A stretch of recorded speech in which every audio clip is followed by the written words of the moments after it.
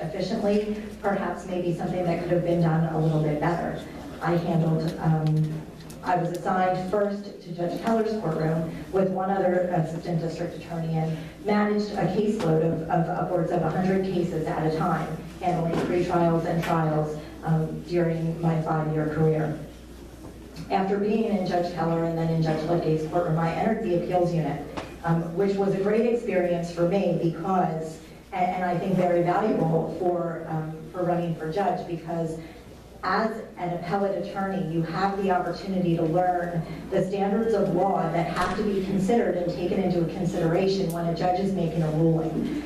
During the course of a trial or during the course of a pretrial, attorneys sometimes ask questions that might not be proper. And having the opportunity to focus on the law at an appellate level, you have the opportunity to learn whether to sustain or overrule those objections to protect the convictions or to protect the ultimate outcome of the trials. During the course of my time with the district attorney's office, I, similar to Mr. Curland, have tried murder cases. I've tried wiretap investigative cases, robberies, rapes, sexual assaults, child sexual assaults, pretty much anything that came into our office. I also had the opportunity to supervise the grand jury when I went back to the office under Mr. Adams, and there successfully closed a murder case that had been open for quite some time and brought justice to that family. I have argued before the Superior Court and the Supreme Court of the state of Pennsylvania, and I am admitted to the Eastern District and to the Third Circuit Court of Appeals. During my time with the district attorney's office, I handled our capital litigation involving cases where there are individuals now sitting on death row. I've also used my position, I also had the opportunity to use my position within the district attorney's office to reach our youth. During my time under Mr. Adams in 2009, I developed the cyberbullying and sexting program through the cooperation with the Berks County Bar Association, and I would go out to schools in our community to reach our youth, to try and stress to them the importance of their decision-making and to protect themselves and their families from things that they were posting online.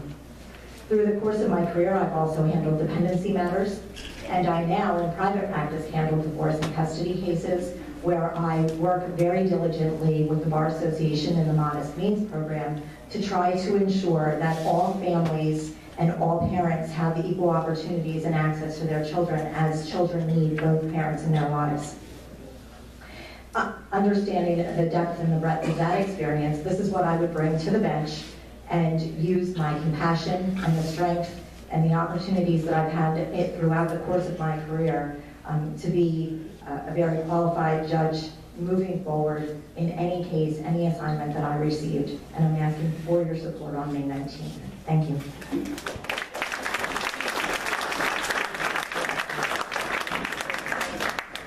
Okay, thank you, candidates. We're running a little bit behind, but we'll take a question or two if anybody has any.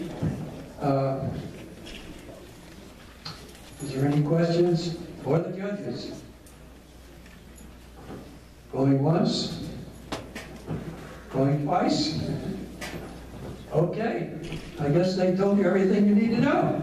Thank you very much, gentlemen and lady. There's a question in the back. Hold on. Where?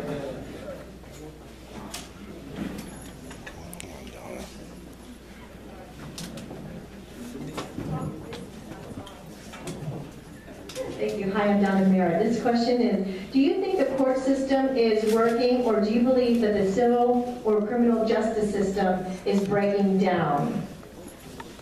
Okay, here's the time for me to write down the line with a 30-second answer.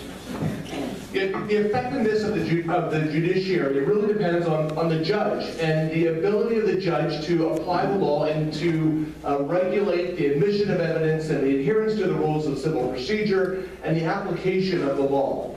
So I think that to the extent that the judge can handle and have a good understanding of the rules of evidence, the rules of civil procedure, and the law, it would be much more effective. Unfortunately, after 16 years of practice, I can tell you that it breaks down where judges reach out to the left or to the right and fail to just apply the law. And if I were elected your judge, I promise that's exactly what I would do. I believe that, of course, The courts in Berks County and everywhere else could be better.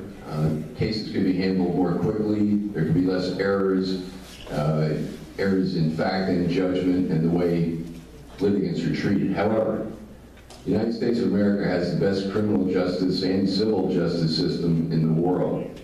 I don't think we're going to argue about that. Can it be better? Yes. I think one thing that I would bring to the table is, as an experienced military officer, I learned how to make decisions within the parameters of the law and written orders. I'm not going to be making stuff up and getting cute and taking a long time to write a 50-page opinion. I'm going to make a decision to the best of my ability and just pray that it's right. Thank you. For the criminal justice system, crime has been going down the last 25 years. So on some level or some degree, the criminal justice system and the policies behind it is working, at least if you measure it by reduced crime.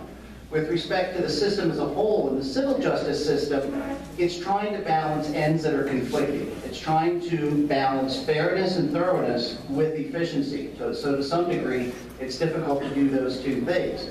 I think ultimately what can be done, because justice delayed can be justice denied, and what has to be recognized is it's not the end of the world if there's a hearing and there's a winner or loser at the end of that hearing. The world's not going to fall apart. Not everyone has to settle, and judges don't have to be worried or scared that there's going to be a hearing in their courtroom. It's kind of hard to be the last one to answer the question without echoing exactly what everyone else has said. I agree with all of my co-panelists in that I think judges need to apply the law to the facts. They need to be even-handed and firm, yet balance that with compassion and giving everyone who's coming in front of them an opportunity to be heard. Okay, now I can thank the four panelists, so we can keep moving here and let the folks again.